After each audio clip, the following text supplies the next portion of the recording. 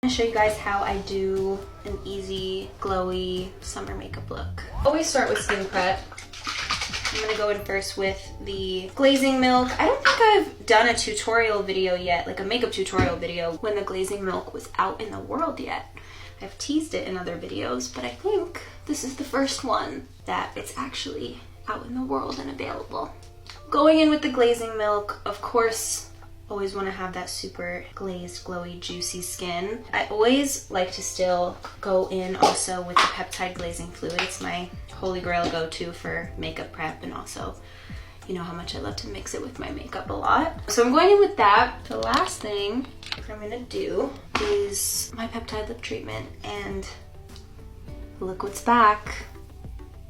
Vanilla cake. This is vanilla cake back permanently as Rhode Vanilla. So this is our permanent Rhode Vanilla scent, and I'm so happy that it's back. I really missed this scent. It definitely became my favorite along with the salted caramel. I think I'm done. I mean, this is usually just my typical go-to summer night out makeup.